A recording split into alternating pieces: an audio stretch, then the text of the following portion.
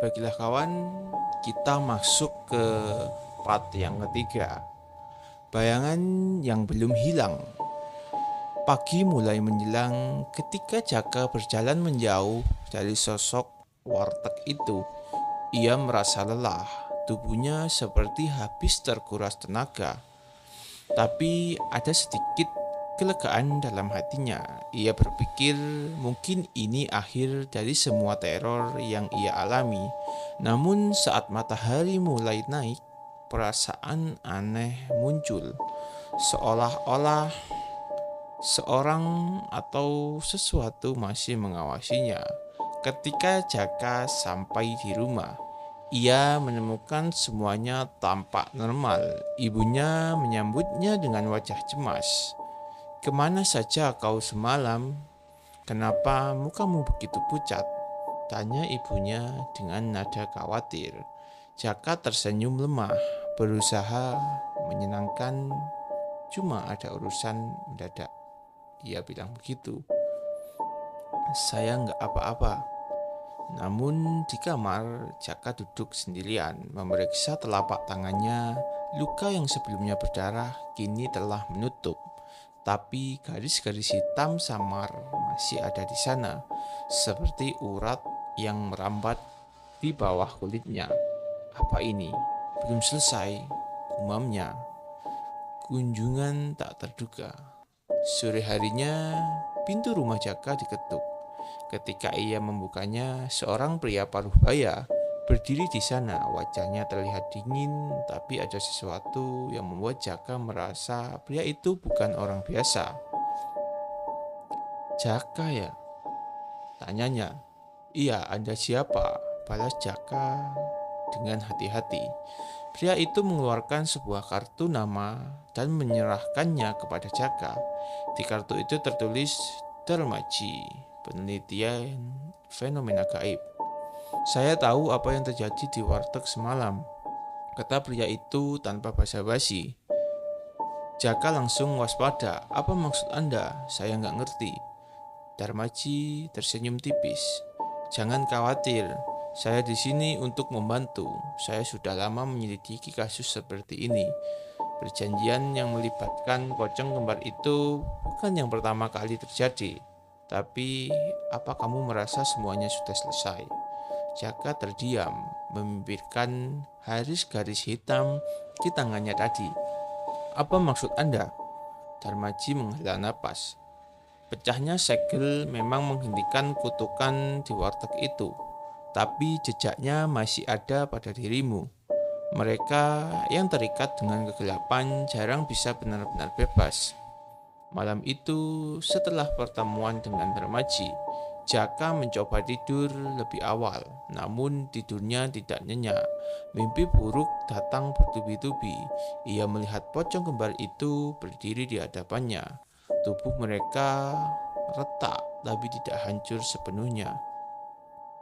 "Kamu pikir kamu sudah bebas?" Suara salah satu dari mereka menggema dalam mimpinya. Jaka terbangun dengan napas tersengal. Ia melihat sekeliling kamar, memastikan semuanya aman. Namun saat ia menoleh ke cermin di sudut ruangan, ia terkejut. Bayangan di cermin itu bukanlah dirinya, melainkan sosok pocong dengan mata merah menyala, menatap tajam. Jaka mundur ketakutan, tapi bayangan itu berbicara. Suaranya serak dan mengerikan. "Kamu belum selesai, Jaka. Jejak kami ada pada darahmu." Cermin itu tiba-tiba retak dan Jaka terjatuh ke lantai. Ketika ia menatap lagi, cermin itu sudah kembali seperti semula. Tapi ia tahu ini bukan sekedar mimpi buruk. Di keesokan harinya, Jaka menemui Darmaji di tempat yang telah disepakati. Sebuah rumah sederhana di pinggir kota yang penuh dengan buku-buku tua dan benda-benda aneh. Darmaji sudah menunggu dengan wajah serius. "Kamu benar, mereka belum selesai," kata Jaka langsung. Darmaji mengangguk. "Saya sudah menduganya. Itu sebabnya saya ingin membantumu. Tapi jalan yang harus kamu tempuh tidaklah mudah. "Apa yang harus saya lakukan?" kata Jaka. Darmaji mengambil sebuah buku tua dan membukanya. Di dalam ada gambar simbol yang sama dengan yang ditemukan Jaka di sebuah warteg itu, tapi lebih rumit. Kegelapan seperti ini tidak hanya terikat pada tempat, ia juga bisa terikat pada jiwa seseorang. Dalam kasusmu, darahmu telah menjadi satu dengan mereka. Kita harus menemukan ritual untuk memutuskan jejak seperti itu. "Dan kalau saya gagal?"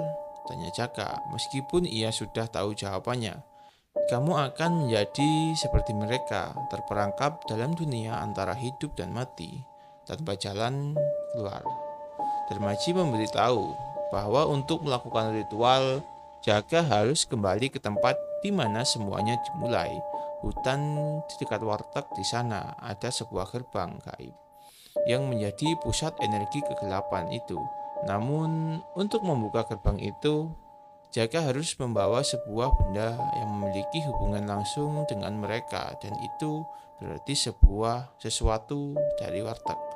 Dengan berhati-hati, Jaka kembali ke warteg yang kini tampak lebih hancur. Di dalam ia menemukan mangkuk kecil yang digunakan Mang Rizal untuk ritual perjanjiannya.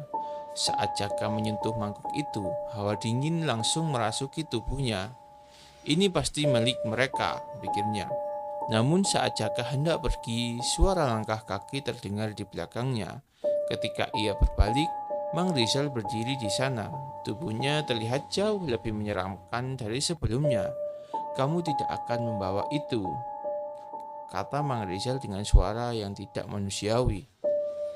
Mang Rizal menyerangnya, tapi Jaka berhasil melarikan diri untuk merebut mangkuk itu dari tangannya. Kini ia harus bersiap untuk ritual akhir, ritual yang akan menentukan apakah ia bisa benar-benar bebas atau malah terjebak selamanya.